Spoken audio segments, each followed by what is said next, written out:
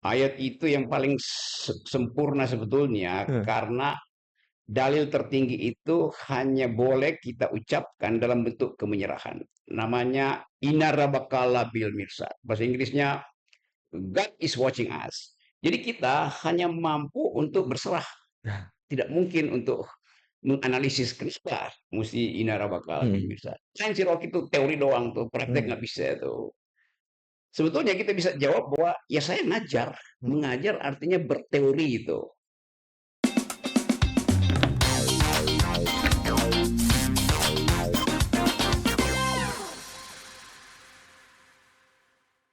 Halo semuanya, sahabat-sahabat tumbuh, kembali lagi bersama saya Vici Sofyana Putra, bersama El Presidente, Bapak Rocky Gerung, ya, di Tumbuh Institute. Biasanya kita live Pak Rok.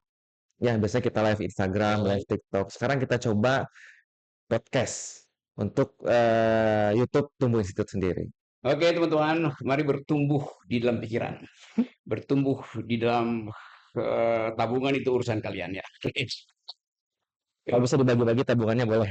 Oke, tunggu nanti subsidi kalau kalian kelebihkan itu. Jadi kita mensubsidi yang kelebihan, bukannya Bukan kekurangan. Karena yang kekurangan itu adalah tanggung jawab negara. Oke. Kalau kelebihan tanggung jawab kita. Kalau kelebihan tanggung jawab kita. Oke.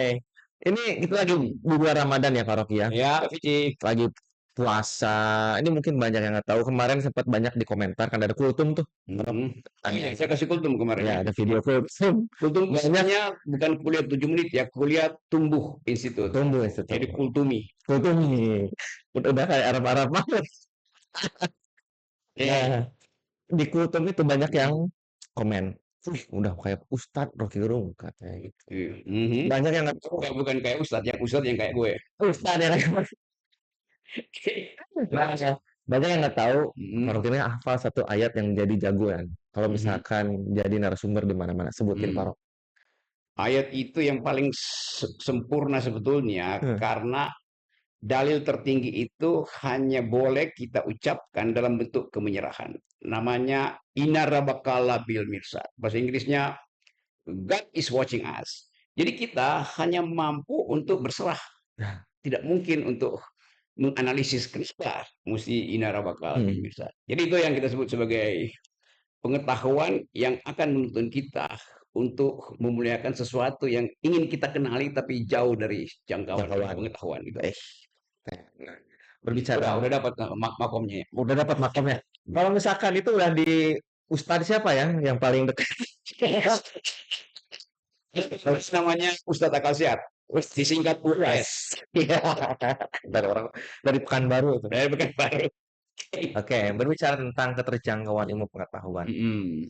Kadang kita ini fenomena sering kita dengar sehari-hari Pak Rok di kalangan Iya, mahasiswa ya. iya. Misalkan gini, ah itu mah teori doang, nggak pernah kalau di dunia nyata itu nggak relevan, nggak relate atau nggak it doesn't work, the theory is doesn't work Hmm. gitu.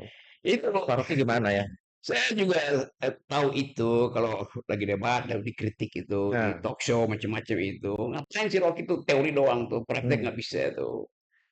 Sebetulnya kita bisa jawab bahwa ya saya ngajar. hmm, Mengajar artinya berteori itu. berteori Praktek ya. itu adalah tugas politisi, tugas birokrat, Hmm, tugas apa namanya? Tugas eh ya praktisional betul, saya banyak lagi lah cari gitu. istilah yang udah mulai dilupain. Apa? Tugas siapa? Birokrat, Follower-follower yang bagi-bagi itu, bagi-bagi bansos itu namanya.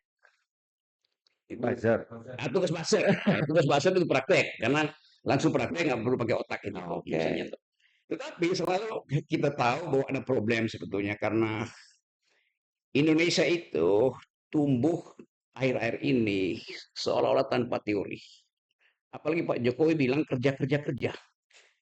Ya, Jadi dalilnya karena kerja kerja kerja praktik-praktik tidak ya. boleh pikir-pikir pikir kan itu masalahnya. Nah, Sebetulnya teori itu fungsinya adalah untuk menuntun kita bekerja dalam peta yang kita buat di otak. Nah, itu gampangnya tuh. Jadi berteori artinya bikin peta di otak dulu lah. hmm, Itu yang orang sebut sebagai perencanaan. Sebetulnya buat teori kan. oke. Nah, itu tapi kita maafin mereka yang belum terlalu cerdas untuk mengerti bahwa tanpa teori kerja itu akan berantakan. Gitu kira-kira. Jadi semacam guideline supaya kita bekerja secara sistematis. Ya, betul supaya sistematis saja Ada sebetulnya. nggak sesuatu hal dalam hidup ini yang tanpa teori? Banyak. Seolah-olah begini, semua yang kita hadapi setiap hari itu adalah reaksi biologis kita Hmm, terhadap lingkungan. Saya Oke, bereaksi kabur kalau di depan saya ada harimau, macan. macan. Kalau macan saya takut, kalau macan jadi kucing ya nggak perlu kita takut ya sudah. Jadi Macan ternak kan gitu nggak? Tahu nggak macan ternak ya Rocky? Macan ternak tahu nggak? apa tuh macan? Macan ternak tuh mama cantik nganter anak. Oke, itu salam akasiat buat mama. Gitu. Oke, apa tadi sebenarnya? Kalau ada macan, kita kan insting kita Iya, jadi keluar. secara instingtual kita bisa bereaksi tanpa teori kan. Hmm, Tetapi kalau misalnya kita tahu bahwa macan itu sebetulnya mengintai kita karena dia melihat kita bawa daging, maka secara teoritis kita bisa berpikir kita lemparin aja dagingnya kan. Oke. Dia nyari daging tuh yang langsung dibauin. Kalau kalau tubuh seseorang masih penuh wangi ya macannya pasti milih daging daripada milih Jadi siapa tadi manusia. tubuh-tubuh wangi dari apa tadi Macan ternak. Macan ternak. kira-kira begitu. Oke. Ngaco nih, tapi saya jamin akan ada substansinya. Oke. Jamin akan ada Hmm. substansi. Terus Vici?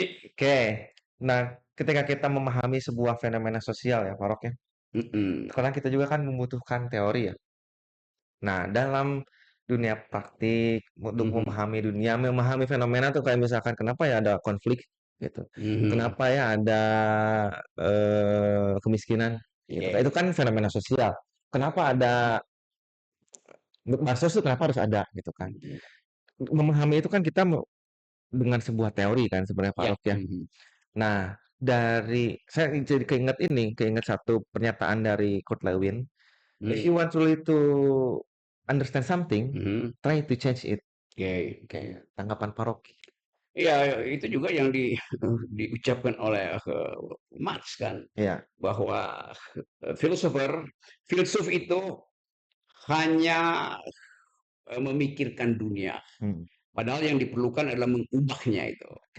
Nah, di situ kita lihat yang hubungan antara teori dan Sis, praksis. ya. Akhirnya kita tahu bahwa praksis artinya ada basis teori yang memungkinkan dunia itu diubah tuh. Hmm, Jadi dan bahkan Lenin meneruskan itu.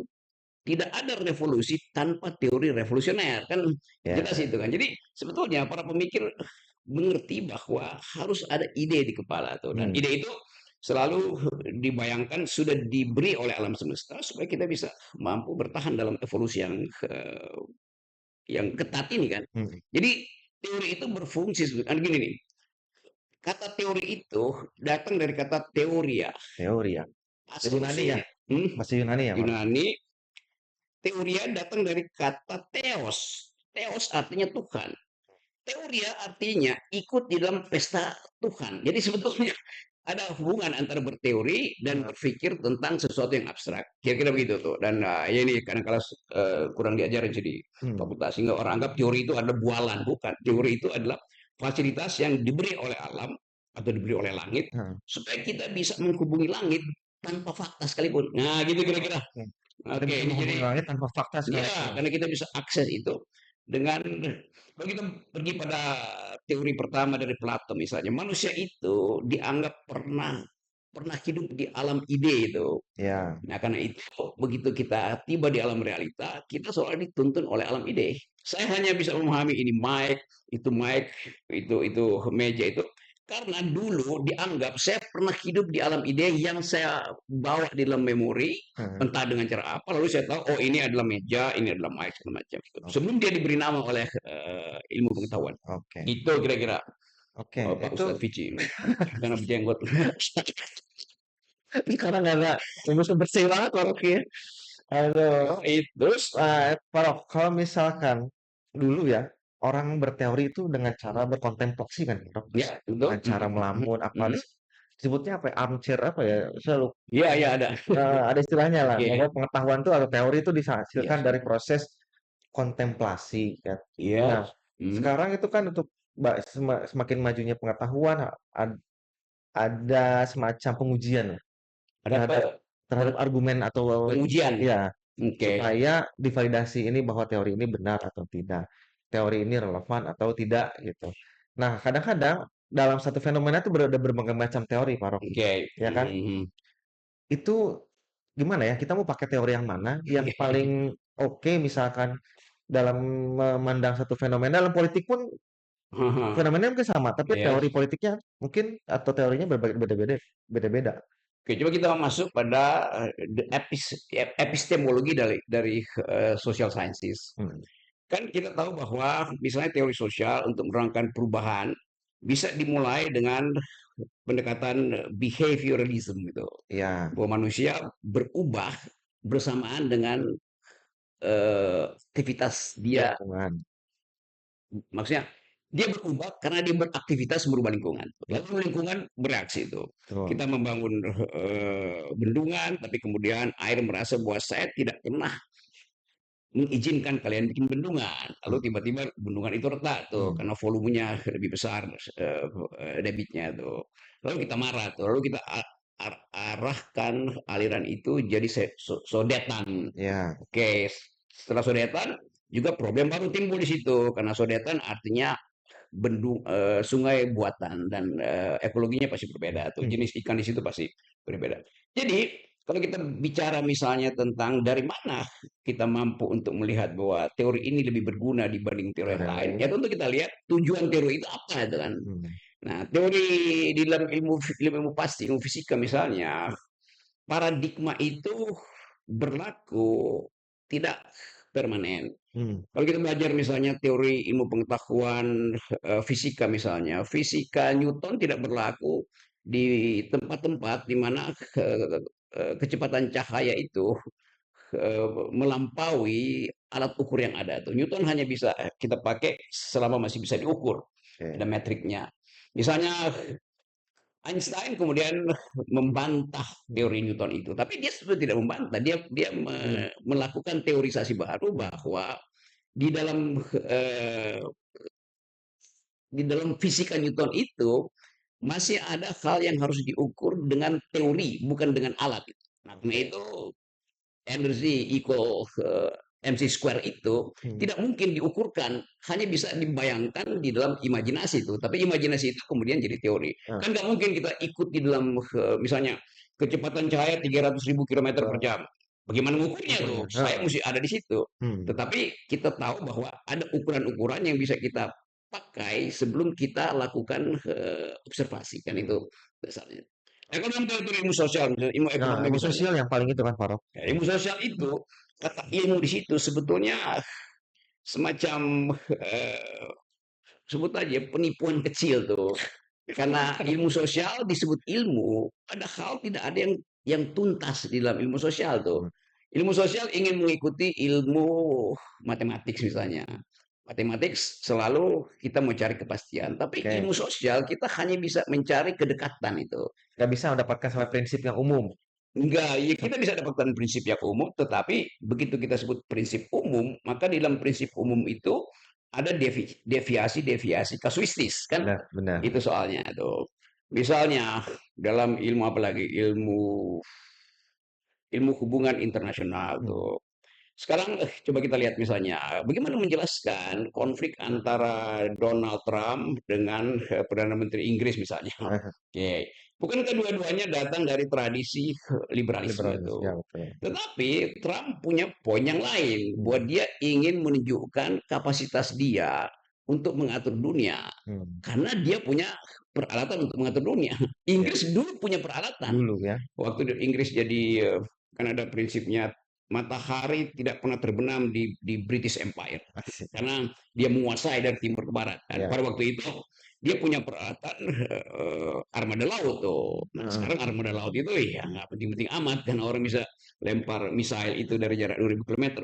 Jadi kelihatannya kendati sama-sama datang dari semacam epistemik sosial yang liberal, tetapi ego dari Trump itu dipus habis-habisan karena ada faktor lain, Ya. yaitu American first itu kan. Hmm. Jadi realitas dasar itu mendorong Donald Trump menerapkan prinsip realisme di dalam hubungan internasional yang beda misalnya dengan pemimpin yang lain tuh. Hmm. Jadi Kelihatannya itu yang terjadi tuh. Teori apa lagi ya? Teori Psikologi lah, Farok. ya, Psikologi. psikologi kan ada behavioral psychology, Ya, tetapi kemudian orang menganggap iya tuh terlalu ilmu psikologi berupaya untuk sama dengan ilmu fisika. ilmu fisika Ya, itu. betul. Tapi antara psikologi dan ilmu fisika masih ada ilmu ekonomi Hmm, yang modelingnya bisa lebih tepat kan. ya, Padahal kita tahu juga bahwa ilmu ekonomi itu kan ya ilmu yang didasarkan pada kebutuhan manusia untuk mengefisienkan hidupnya tuh. hmm, Nah, begitu konsep efisiensinya berubah karena lokalitas, dalih-dalih ekonomi berubah kan sebetulnya tuh. Coba misalnya kita lihat eh, di Jogja ada satu desa namanya apa itu namanya tuh pernah saya dengar dari seseorang tuh. apa yang gimana desanya? Desa di Jogja yang cuman boleh ada 7 keluarga. Oh, kampung Kampung Pitu. Pitu, Pitu, Pitu udah Pitu, tujuh. Kampung Tujuh itu. Kan kita tahu bahwa kenapa itu Kampung Pitu seolah-olah kalau lebih dari Dari 7 tujuh, itu akan dapat jadi durhaka orang di situ. ya Terus ada dapat bencana. bencana pahala itu. Tapi kita tidak pernah menghitung bahwa sebetulnya konsep durhaka itu semacam pengetahuan prailmiah untuk Ya, menerangkan bahwa nanti kita akan kekurangan makanan kalau berlebih kan. itulah. Nah, ilmu ekonomi kemudian datang menerangkan itu. Dalam ilmu ekonomi ada prinsip uh, the law of diminishing return itu, theory of diminishing return. Hmm, Artinya begini, kalau saya punya sawah hmm, 7 meter kali 7 meter, jadi 14 meter bujur sangkar. Kalau saya mencangkul dan menanam sendiri itu baru selesai mungkin 6 bulan. 6 bulan itu. Hmm, Tapi kalau saya tambah tenaga kerja jadi 3 4, dia lebih cepat efisien tuh. Tapi kalau saya tambah jadi 7, maka justru return-nya itu berkurang. nah, Karena tanah itu terlalu sempit, orang itu saling injak-menginjak, bukannya dia menanam, saling ya, injak-menginjak. Jadi ilmu ekonomi kemudian menerangkan mitos bisnis apa tadi? kampung pitu itu. Oh ya, Jadi sebetulnya sama aja prinsipnya kan. Di dalam ekonomi ada prinsip the law of diminishing return, hukum tentang berkurangnya keuntungan. Itu juga berlaku di Eskimo, hal yang sama ada. Kalau orang tua ada usia 50 tahun ke atas itu dia udah mesti dibiarkan meninggal tuh ya. supaya tetap tersedia makanan kan. Jadi efisiensi sebetulnya dasar dari mitos, tapi kita nggak bisa bilang pada waktu itu Belum bisa membuktikan. belum bisa membuktikan, Hmm, maka dianggap bahwa nanti akan kena balah kalau iya. berlebihan. Nah, Daripada sulit menjelaskan juga mungkin Pak Rok. hmm? Sulit menjelaskan jika Sudah menjelaskan. konsep yang rumit gitu. Betul, jadi lebih baik pakai aja semacam ada Iya, semacam petuah. petua. Nah, Ya, petuah itu sebetulnya pengetahuan yang belum dimetodekan. Ah, iya. kira-kira begitu tuh. Ya, itu juga belum tentu sebuah Mm-mm. kesalahan kan Pak Rok ya. Nah, itu bukan Itu kesalahan. Pada waktu bukan. itu hanya itu keterangan yang Ya, biar bisa. namanya adequate adequate truth. Hmm, Kebenaran yang mencukupi cuman ada di situ. Gitu. oke. Pak Rok masih puasa ini? Alhamdulillah. Alhamdulillah. Dan Kita puasa saya itu puasa sosial karena saya selalu setiap bulan puasa saya berpuasa, kadang-kala bolong juga, eh, hanya untuk melatih dua hal. Satu apa tuh? adalah daya tahan Eh, tubuh fisik itu, bukan bukan untuk kurus ya. ya. Yang kedua ya menghemat anggaran. Berkah puasanya penghematannya. Orang-orang tuh kalau bulan puasa malah jadi makin boros loh Pak Rok. Oh iya, Iya. itu juga teori yang bisa kita teorisir kan. Ya. Karena desire itu dia selalu ingin ada pemenuhan. Nah, Penumpang desire itu artinya menumpuk pemenuhan itu. iya. Jadi Termodinamika. begitu buka puasa udah itu segala macam Segala macam ya dibeli. itu. Jadi Tapi malah nggak hmm, kemakan. ya itu itu paradoksnya. Paradoks dari konsumsi ya bukan paradoks dari puasa Iya, beda ya produk saya nanti khusus. saya Jangan. disalahkan itu. Oke. Hmm. Saya saya ini udah lama nih ketemu Paroki hampir berapa ya? Hmm. Sebulan kali Ya, ya? ya tapi belum 5 tahun kan 5 Belum tahun 5 tahun. artinya pemilu dong. Kayaknya lagi sibuk beliau. Mungkin ada isu katanya mau jadi sekjen gitu. Hmm. Iya, saya di Jadi sekjen. sekjen dari organisasi olahraga apa sekjen dari partai itu? Nanti biar waktu yang menjawab. Terus Apa sekjen lagi? tumbuh institut. Sekjen Tumbuh Institut. Kalau di Tumbuh Institut kan sebagai presiden dari Tumbuh Institut sebagai founder juga, founding father-nya kan Ya, Pak Rocky. researcher sekaligus eh, berupaya untuk menghubungkan kembali Iya. ide tentang ilmu pengetahuan dan kondisi politik, ide tentang masa depan dan keadaan. Jadi tumbuh institut itu menumbuhkan ide sebetulnya. Nah itu, Oke, makanya saya pengen dibuka ini oke, ide ini dengan ya. podcast ini dengan ide-ide bahwa Pasti tumbuh ini akan berlangsung terus. Kan ya kita masih ada Profesor Robertus Robert, ya nanti ada Prof. Robert, ada ahli filsafat, ahli filsafat politik pertama yang dapat gelar, udah gelar profesor ya, profesor. guru besar. Ada Dr. Huria yang Hmm. Sekarang lagi selalu ini. sedia kapasitas teorinya untuk menjelaskan Indonesian comparative politics segala macam tuh. Iya, Ada Dr. Ian yang sangat aktif mengamati politik internasional. internasional. Jadi di Komplit. Tumbuh Institut bukan komplit sempurna. Sih. Oke, oke, Ya, kita sempurna. masih pede kalau ngomong Benar. begitu Iya, ya, ya. Rocky nggak Itu boleh kita Vici ya. inferior dengan kemampuan Hmm. kita sendiri. Yang lagi wawancara saya namanya Vici dan dia adalah seorang sebenarnya dia filsuf, cuman dia menyembunyikan filsafatnya itu dalam ilmu psikologi. Jadi psikolog gitu. Dan tetap guru saya Bapak Rocky. Ya, Dari begitulah. semua kita dari sini Pak Rocky terus. Terus kayak Oke, Farah, kita nggak usah terlalu lama lah podcast kali oke, ini karena kita juga mau ngejar buka puasa ya, Farah ya. yes, Kita bagus. siap-siap buka puasa. Sampai ketemu lagi di podcast berikutnya. Nggak usah ngobrol yang terlalu berat, Ya, ya, Rock ini ya. yang ringan-ringan Ini yang tapi berbahaya. ringan-ringan. Oke. Tunggu juga kita masih ada live nanti di Instagram atau di TikTok ya. Jadi tunggu aja, stay tune, follow Tumbuh Institut baik di Instagram, di TikTok, dan juga subscribe di YouTube-nya. Oke, terima kasih. Salam Tumbuh Institut. Salam Tumbuh Institut. Terima kasih.